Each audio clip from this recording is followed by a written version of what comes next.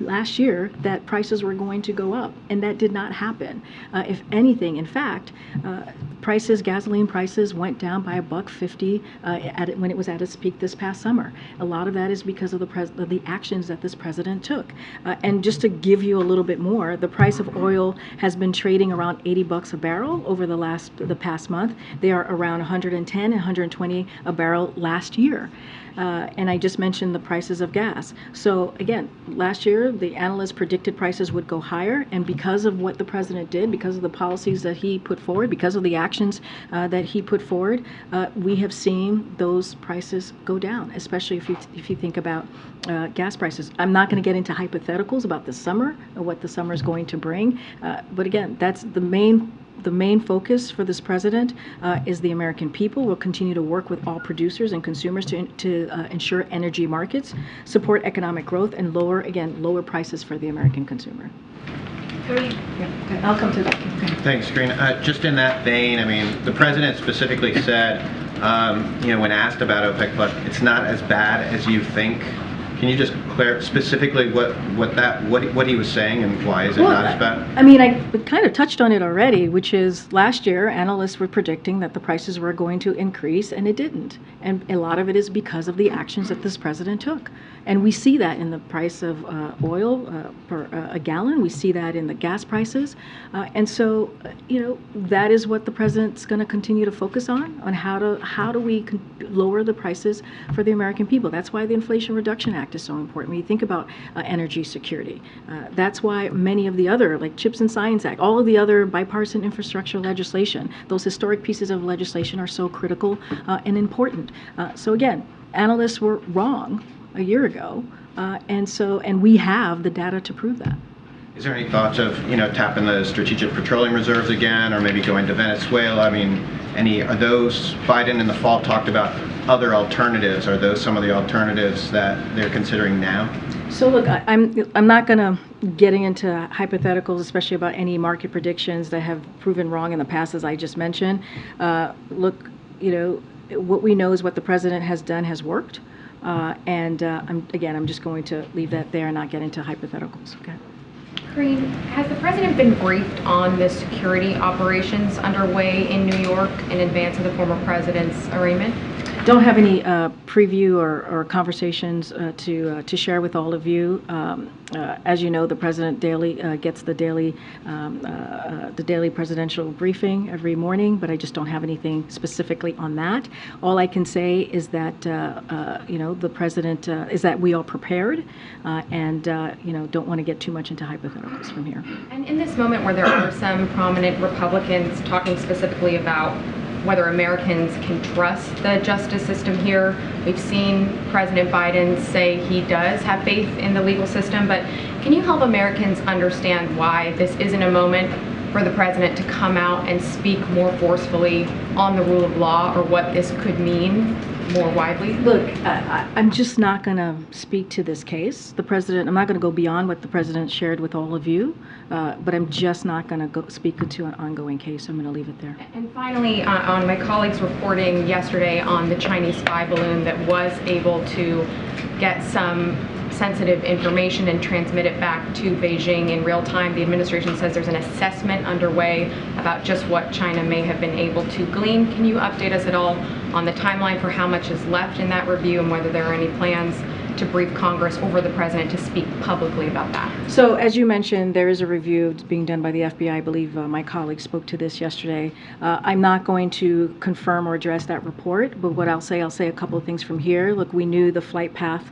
of the balloon before it crossed the United States. That's something that I said from here. We took precautions in advance to ensure that it didn't get sensitive information. Also something that I said from this podium during that time. When it comes to technology like this balloon, it has limited additive value compared to other means of intelligent collection. So the bottom line, the administration identified this problem and it did something about it. And again, not going to confirm or address it. As you said, there's an ongoing review. Don't have a timeline on that. Good, Andrew. Thanks. Just to follow up on my colleague, Evan Gershkovich, is the president's planning to speak to his parents? So I don't have any calls to read out at this time. As I said, this is a priority for this president. As I said to your colleague last week, your colleague Evan is on our minds, and we are certainly thinking about them and about him, about Evan, and so we're doing everything that we can to get a counselor to him, and we'll have more to update and share. Just on a different subject, China announced on Friday a cybersecurity probe into Micron Technologies, a major U.S. chip maker. Does the U.S. view that as an effort to by China to undercut the U.S. chips industry, and do they see any evidence of a broader effort by China to do that? So look, I'm not going to speak directly to China's actions. All I can say is the Chips and Science Act, as you know, was a bipartisan piece of legislation that was historic, and it speaks to the president's commitment to bring manufacturers back to the United States, to make sure that we have manufacturing jobs right here. We've created under this president more than 800,000 jobs, and you're seeing companies like Micron take action and continue to invest here in America, and that's what the president is focused on.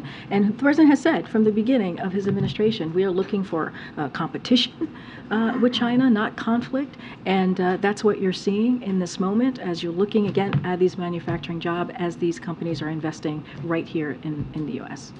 Afghanistan, please. Let me 1 second. Go ahead. The bill that would allow the U.S. to sue OPEC countries for manipulating energy markets, does the White House have a position on that bill yet? It's known as the NOPEC bill. The NOPEC bill. What'd you say? What are you whispering? I'm not whispering. No whispering allowed. So a couple of things. Look, the president is focused on securing America's energy independence, and so that's the best way to ensure American families aren't subject to the actions of those halfway around the world. And his policies are working. As I just mentioned, oil and gas prices have gone down from last year because of the actions that this president took. U.S. oil production is on track to break a historic record this year, and we are accelerating investments in clean energy through the Inflation Reduction Act. Again, a historic piece of legislation that is going to make a difference when we talk about energy security in this country. Afghanistan, please. I'm going to come to you. Thank you. A U.S. ambassador to India, Eric Gassett, is now headed to New Delhi. What's the presidential message that Ambassador Gassett is carrying with himself for the people of India? So look, this is something that I've said from here, that the president has said when we look at the relationship with India. It's one of the most consequential relationships that the United States has in the world. That still stands.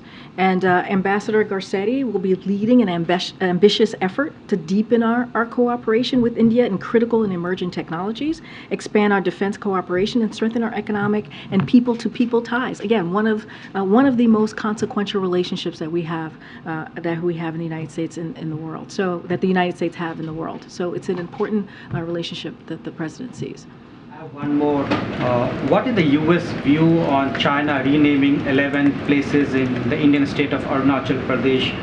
This is another attempt by the Chinese to claim of us Indian territory.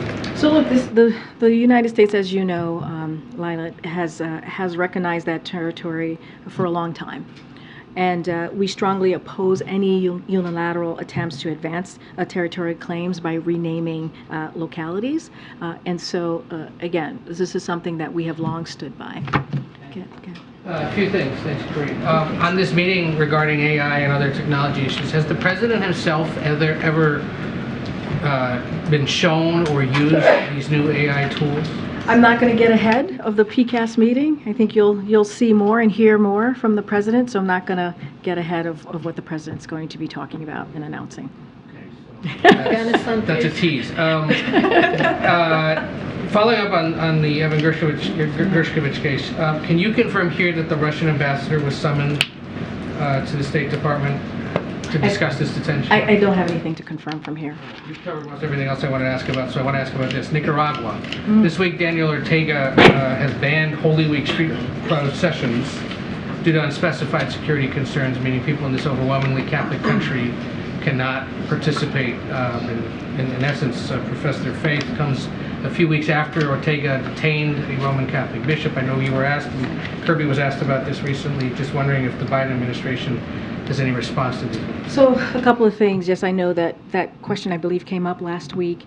Look, there has been a dramatic deterioration of respect for democratic principles and human rights by the Ortega Murillo regime in Nicaragua, including the harassment and imprisonment of democratic leaders, members of the political opposition, faith leaders, students, and journalists as well. The United States finds this unacceptable, condemns these actions, and we have already taken a number of actions, as you know, Ed, to promote accountability for the regime's actions, including by imposing sanctions, and we will continue to do so. And we'll go to the back. Go ahead, Ed. Yeah, thanks, Karine. So on the technology event coming up later, so critics are saying the president has been late on TikTok to act against TikTok. So what's the time frame then for guidelines on artificial intelligence or a pause on more powerful artificial intelligence? So look, when it comes to TikTok, I want to be very clear. There's a CFIUS review. You've heard us say that over and over again from this podium, and that still stands. And the president has been very, very clear about his concern, his national security concern as it relates to the American people with this app. So just want to be very clear here. And so, look, like I said last time, this question was asked by your colleague here, who was very dramatic about AI. But not on the time frame. Well, look, I get don't to it quickly? look, I Is it another don't have a year? time frame to share with you. As I mentioned, there's a comprehensive process, mentioned this last week, which is underway to figure out how we're going to have a cohesive federal government approach to this. And this is incredibly important. You're going to hear from the president. He's going to speak to this. As you know, as I mentioned, he's going to speak to PCAST. So I'll let him let you hear from him directly. But clearly, this is something that the team is looking at and is very focused on. Yeah, one more, if I could. House Republicans are meeting with the Taiwan president today. The top lawmakers, though, on the Hill are calling for information or hearings on information related to Chinese-made cranes at U.S. ports. Should there be hearings or an assessment by the NSC about possible spying by the Chinese at U.S. ports through these Yeah, cranes? I think you've asked me this question before. Nothing has changed from what I shared with you the last time. Just not going to get into it from here about hearings. Okay, but there's a way to do this, my friend. You know that. Give me a second. Let me get around. Go ahead, Ben. On Evan Gershkovich's case, how worrying of a sign is it that the U.S. still does not have consular access to him, and what are you doing at a higher level to push for that? Well, I just laid out the conversations that Secretary Blinken had with his counterpart just over the weekend. We're taking this very seriously. This is a priority for this president. Yes, we are concerned, and we're working diligently, very hard to get a counselor to Evan. That again, this is a priority, and so is Paul Whelan. Want to make sure I lay that out for folks as well. But yes, we are doing, the State Department is doing all that they can to make sure a counselor is available to Evan. As you know, these are challenging circumstances, as you all know, and we are doing, again, everything in our power to get a counselor access to him quickly. The Journal's lawyers have been trying to visit him in prison. Is the White House in touch with the Journal about this, and how soon do you expect them to visit him? I don't have anything to read out about a conversation with about the Wall Street Journal. I just don't have anything to read out on that. Go ahead. Thank you very much, Karine. Not asking about Trump, but about the precedent that this opens. Does the White House believe that a former president could or should be indicted? I'm just not going to comment from here. Okay. All right. Oh, go ahead, Peter. To follow up on that, President Biden is a lawyer. Is he And concerned? the President of the United States and the Commander-in-Chief, but go ahead. He is, but as a lawyer, is he concerned at all that a local DA indicting a former president could, down the line, open up the possibility, set the precedent, that local DAs that don't like former President Biden could indict him? I'm not going to comment from here. Why don't you have more to say about the Trump indictment? It is an ongoing case, and I've been very clear about that. We've been prudent about that, not commenting on ongoing cases, and we're going to stick to that. But for Peter? better or worse, all that anybody in the country is talking about at this exact moment while we're in here is Trump. And they look here to find out what the White House thinks about it. And Well, I think the American people should feel reassured that when there is an ongoing case like this one, that we're just not commenting. And so, does the lack of comment mean that you do not think anything happening in New York today is one of the top issues facing the country at the moment? That's your assessment. That's not my assessment. I'm just laying out the facts that we are just not going to comment on an ongoing case from here. And we've been very consistent, we've been very prudent, and we're going to stick there. Courtney, go ahead. Thanks, Karine. I wanted to ask you about judges. Senator Hyde-Smith said today that she's not going to return a blue slip for Scott Cullum. He's your nominee for a court in Mississippi. Did you have awareness on that, and are you going to proceed with the nomination? So this is the first I'm hearing about this, so I would have to go back to my team before I can comment fully. And I also wanted to ask you about unwinding the pandemic measures. Can you talk about the the requirement that foreign travelers be vaccinated? Is that something that you're reconsidering, or that people should expect to unwind along with the public health emergency as we head toward May 11th? So, look, I'll say more broadly the work that this administration has done since day one, since the president walked into this administration on really dealing with COVID-19 and long COVID, and long COVID continues, right? COVID is still with us. We're in a different place than we have been, and that's because of the work that this president has done. And thanks to those actions, we've seen that progress has been made. We're in better positions to transition out of the emergency phase of this response. That is important because of the comprehensive response that we have had, that this president has pushed forward. And when we have more to say, I certainly will share that closer to May. I don't have anything to preview or to announce at this time. Thank you. Afghanistan, please. Go ahead. Yes. Yep. Yeah, thank you so much. Are there any circumstances, stepping back from New York, are there any circumstances under which President Biden would consider a pardon for former President Trump similar to Ford's pardon of Nixon? And has that been discussed with any advisors? Is it completely off the table?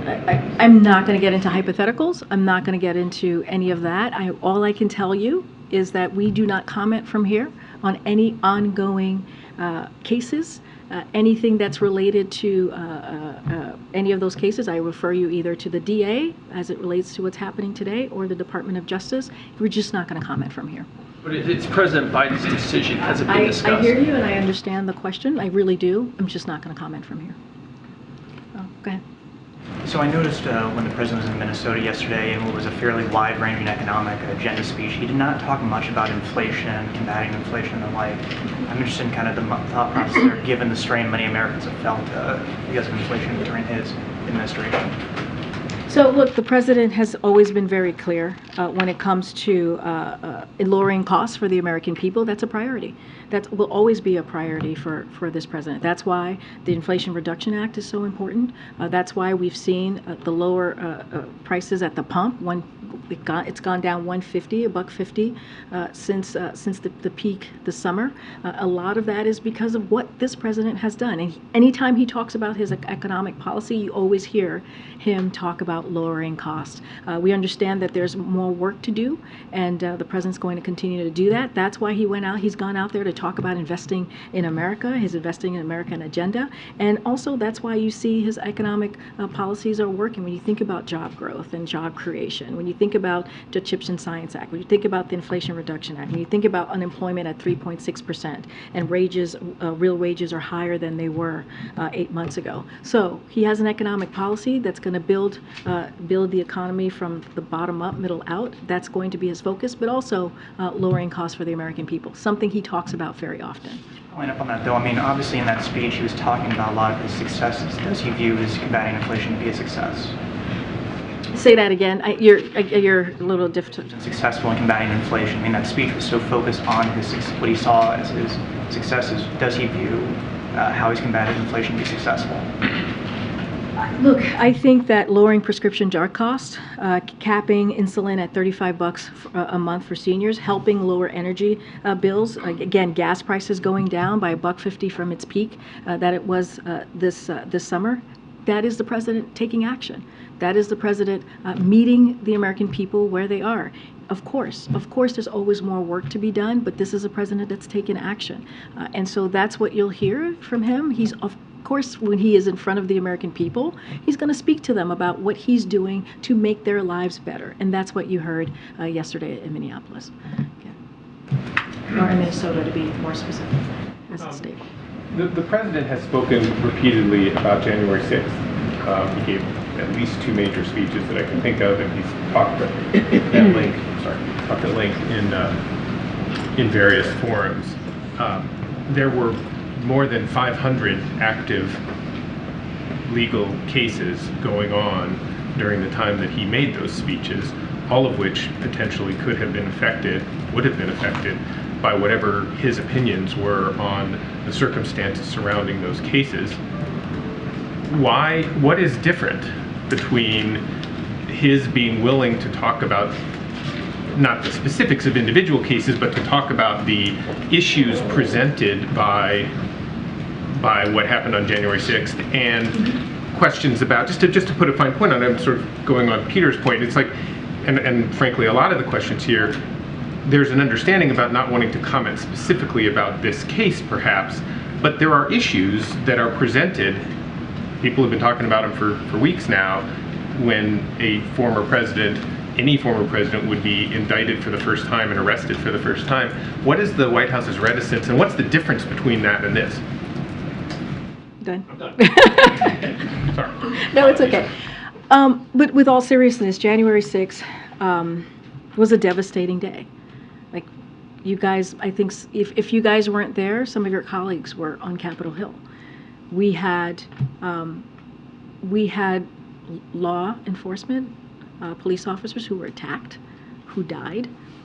And what we saw on that day was an attack on our democracy. It was a devastating, devastating day in our history. And it was a moment for this president to have spoken to, right? You had millions and millions of Americans who watched what was happening on Capitol Hill, something that many of us, I've never seen it, and many of us had never ever seen before, you know? And it was something that needed to be spoken to. When you see something like that, our democracy, literally our democracy under attack. And so the president will never shy away when it comes to our democracy, when it comes to the fabric of who we are as a country and what makes this country what it is. And so it was a different moment and a different time. I hear. Follow up. I know, but let me. Sure, go ahead. When it comes to these types of cases, these criminal, specific cases, we're just not going to comment. I know there's a broad. I get you. I know there's a broader question of what this means, the precedent, and what the president is going to decide or make decisions that he might make, like hypothetical questions. I'm just not going to comment from here on that. Again, I was asking why you weren't going to comment from there. I'm hoping that I laid that out for you, and I just laid out why we commented on January 6th, and we're just going to be very mindful. These are ongoing cases. 500 cases involving Americans whose freedom was at risk. I hear you, but right? this is something that all of Americans watch in real time. And people died. People died. Karine, I don't need a lecture on the fact that people But you're lecturing me. But you're lecturing me. I'm not. Yes, you are. I'm asking questions, and what I'm saying is there are millions of people out there watching today. You called January 6th historic. It was absolutely historic, and none of us had ever seen that before. Nobody's seen this before either. There are millions and millions of Americans watching the first time in 250 years a former president be hauled into court and processed for arrest. That means something. That has some effect, potentially, I suspect, on American democracy and on how the rest of the world. The president has talked a lot about how the rest of the world sees the United States in the wake of January 6th. Totally valid. Why isn't there a similar kind of assessment about how the world is watching us now? Good or bad? I'm not making a judgment whichever way. I'm just saying. And I hear your question. January 6th was a different moment. It just was. It was something that was incredibly devastating. People died on that day and were harmed. And it was just something that we saw visually, that we reacted to, and many people were scared in that moment. And as the president was taking office as the next president of the United States, a president that ran on bringing the country together, on protecting our democracy, it was something that it was important to speak to at that moment. And also, we know that Americans still very much care about this. When it comes to a criminal investigation like this, that is ongoing, we are just not going to comment. We're not going to interfere. We're not going to politically interfere from here. And we've been consistent. We've been very consistent. I know you're bringing up January 6th. I just laid out why we believe that was very different. But we're just going to be consistent on not commenting on any criminal ongoing investigation. Okay.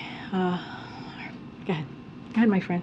Yes. Thank you. Well, number one, thank you very much for your comment for my traditional dress that Afghan people show reaction and say thanks from Afghanistan, although they are in Taliban prison. They say thank you. They were happy because Afghan woman made that dress.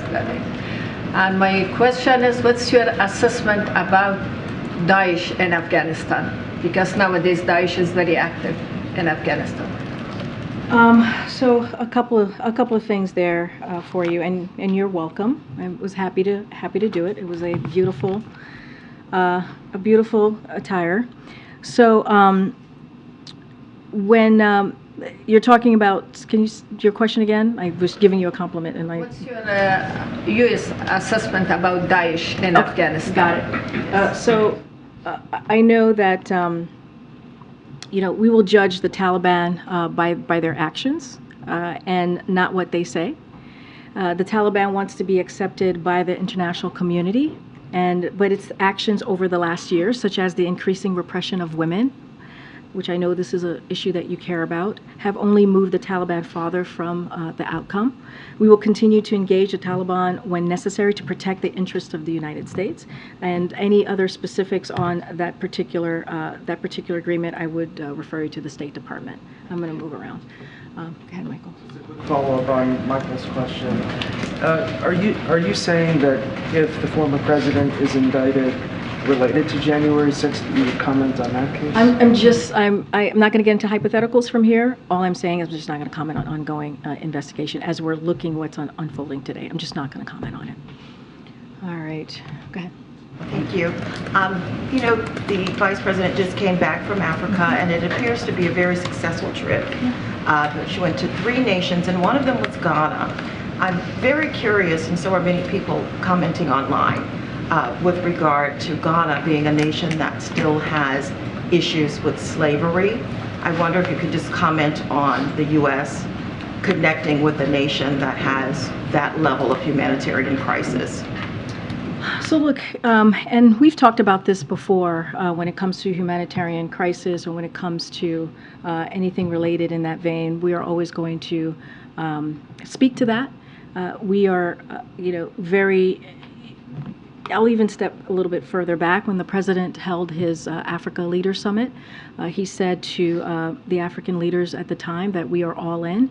And we are. And one of the things that we believe that's very important, and you saw from this vice president when she traveled to the continent, the announcement that she made on increasing investments and facilitating economic growth and opportunity, specifically as it in areas of empowerment for young women, which is incredibly important, empowerment for young girls, empowerment for youth entrepreneurship, and those are the things that was incredibly important to that trip as well. Digital inclusion, increasing food security, including adaptation to climate crisis. Those are the things that she talked about. She had deliverables announcing investments that we were making in the continent.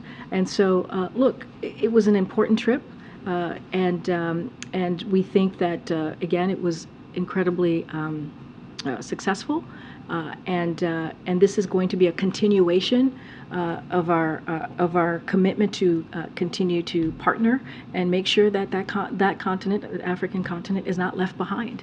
And so you're going to continue to see that from this administration. Okay, go ahead. Is the administration expecting or preparing for possible Chinese military drills in the event of the Taiwanese president's meeting with Speaker McCarthy tomorrow?